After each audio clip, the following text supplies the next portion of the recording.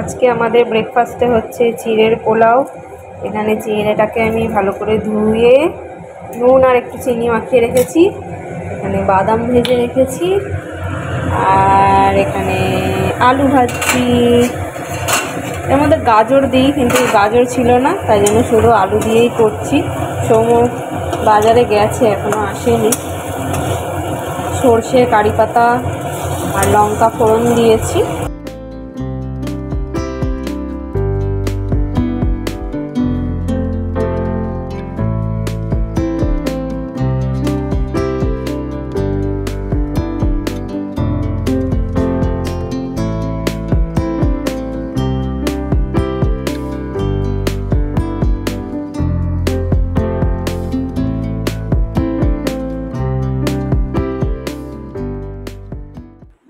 আচ্ছা, good morning everyone. এখন সকাল 10টা বাজছে। ব্রেকফাস্ট হয়ে গেছে, কেউ খাইয়ে নিলাম, নিয়ে বাইরে একটু হাঁটতে বেরিয়েছি। আজকে বেশ হাওয়া দিচ্ছে, বৃষ্টি এখনো আসেনি, তবে রোদ আছে। দুদিন ধরে তো রোদ হচ্ছিল না, তো কালকে থেকে দেখলাম একটু একটু রোদ উঠেছে, তবে গরমটা নেই। যাই একটু বাইরে থেকে ঘুরে আসি। যেহেতু রোদ আছে ওই জন্য একটু সানগ্লাস পরে নিয়েছি, কারণ রোদে বেরোলে আমার আবার মাথা ব্যথা শুরু হয়ে যায়। সানগ্লাস পরেছি, হাওয়া দিচ্ছে মানে ঘরে, কিন্তু ফটফটে রোদ হচ্ছে। আমি আমার ফুলের ক্লিপটা নিয়ে এলাম না, ঘুরে যাচ্ছে।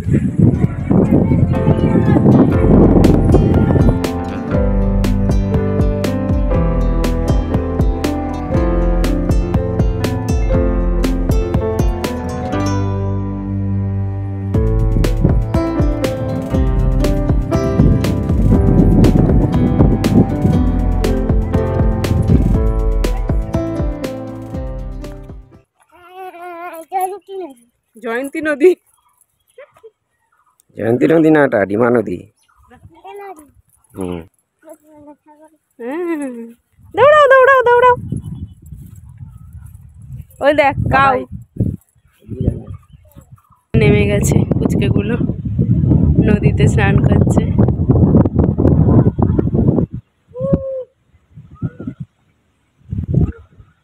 কি সুন্দর নদীটা বেঁকে বেঁকে গেছে, খুব ভাল লাগে আমার।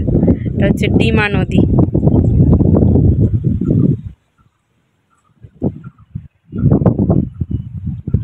টাটা।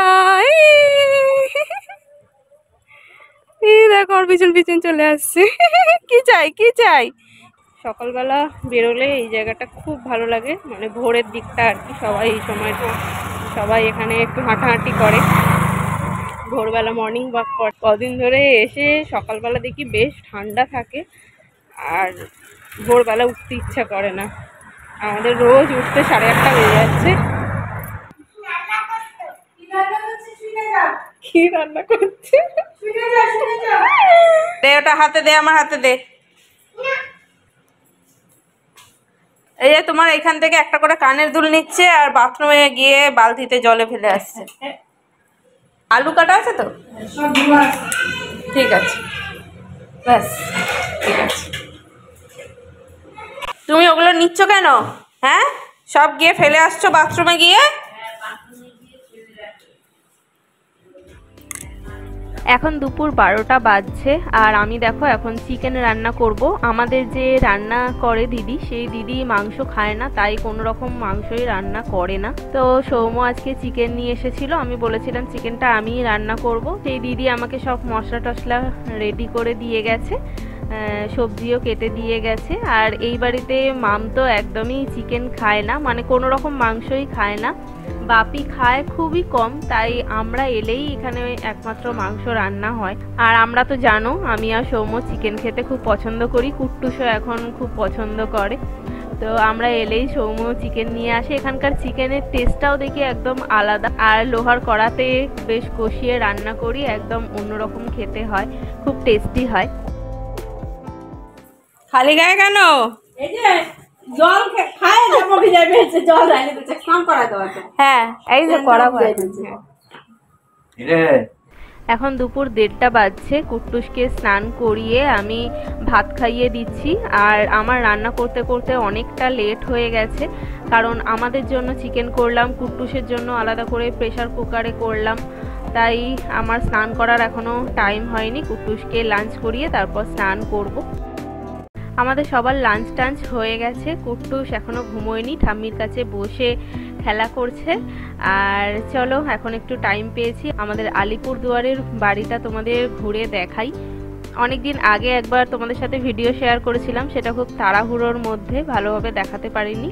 এখন হাতে টাইম আছে, চলো একটু ঘুরে দেখাই। একদম সোজা গেট দিয়ে ঢুকলাম, ঢুকেই দেখলে একটা রাস্তা, আর বাঁদিকে আমাদের একটা ছোট্ট বাগান আছে। বাগান বলতে এখানে কয়েকটা ফুলের গাছ আছে, কাঁঠাল গাছ আছে, আম গাছ আছে দুটো, কলা গাছ আছে, তো এই সব গাছ আছে। আর এই বাড়িতে কখনোই ফুল কিনে পুজো করা হয় না, এখানে আমাদের নিজেদের গাছের ফুল দিয়েই মাম পুজো করে। এত ফুল হয় যে তুলে শেষ করা যায় না, 3-4টে গাছ আছে। তো চলো এবার ভেতরে যাই। এই বাঁদিকের যে ঘরগুলো দেখছো এখানেই আমরা থাকি, আর ডান দিকের যে ছোট ছোট ঘরগুলো আছে এইগুলো হচ্ছে অনেক পুরনো দিনের ঘর, এইগুলোতে ভাড়া দেওয়া হয়, ভাড়া থাকে। এখন যদিও ভাড়া নেই, যার জন্য এখন বন্ধ করা আছে। সিঁড়ি দিয়ে উঠেই একটা লম্বা বারান্দা আছে, পরপর দুটো রুম আছে। চলো ফার্স্ট রুমটায় আগে ঢুকি। এটা হচ্ছে আমাদের বসার ঘর, এখানে সবাই বসে টিভি দেখে। ঘরটা দেখতে পাচ্ছ বিশাল বড়, এখানে সোফা সেট আছে, একটা 5-7-এর খাট আছে, টিভি আছে। ওই যে দেখো বাপি ওখানে বসে এখন পেপার পড়ছে। আর এই ওয়ালটাতে দেখো আমাদের ছবি লাগানো হয়েছে, সৌম্য সব ছবিগুলো প্রিন্ট করেছিল, বাপি বলেছিল এই ওয়ালে সব লাগিয়ে দিতে। কুট্টুসের একদম ছোট্টবেলাকার ছবি।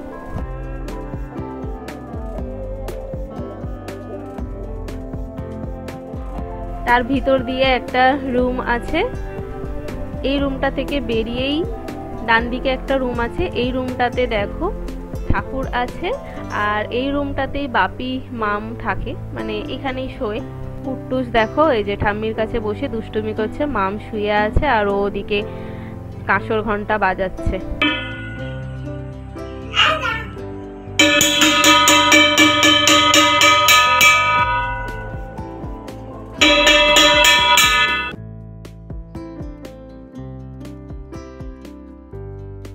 তো বাপিদের রুমটা থেকে বেরিয়েই আমাদের এখানটা ডাইনিং, এখানে ডাইনিং টেবিল আছে, এখানে আমরা বসে সবাই খাওয়া দাওয়া করি। আর এই পাশে কিচেন, ডান দিকেরটা হচ্ছে আমিষ আর বাঁ দিকেরটা হচ্ছে নিরামিষ। আমিষ রান্না মানে মাছ টাছ সব আমিষের রান্নাঘরে হয়, আর যেদিন যেদিন নিরামিষ খাওয়া হয় সেদিন বাঁ দিকের কিচেনটাতেই হয়। সব বাসনপত্রও আমাদের আলাদা, গ্যাসের ওভেনও আলাদা। কিচেনের পাশের রুমটাই হচ্ছে আমাদের, মানে আমরা এখানে এলে এই রুমটাতেই থাকি। এখানে দেখো একটা খাট আছে, আর এই যে কুট্টুস আমাদের ট্রলিটাকে খাটের নিচ থেকে টেনে বের করে নিয়ে এসেছে। খুব অগোছালোই থাকে রুমটা, যেহেতু কুট্টুস দুষ্টুমি করে সারাদিন। আর বাঁদিকে দেখো এখানে একটা ছোট্ট টেবিল আছে, এখানে সৌম্য এলে বসে কম্পিউটারে কাজ টাজ করে। তো আমাদের রুমটা থেকে বেরোলেই ডাইনিং দিয়ে সোজা যে দরজাটা দেখতে পাচ্ছ ওটা দিয়ে বেরোলেই এই পাশে হচ্ছে একটা বেসিন লাগানো আছে, তার পাশে ওয়াশরুম।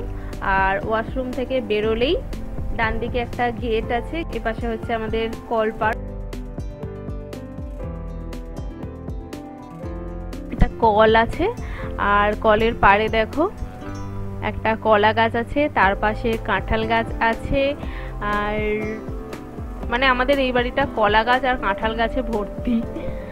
এই যে দেখো একটা কলার কাঁদি হয়ে আছে, এই পাশে কাঁঠাল গাছে তো কাঁঠাল ভর্তি হয়ে আছে। এইখানে হচ্ছে তুলসী মঞ্চ, মাম এখানেই সন্ধেবাতি দেয়।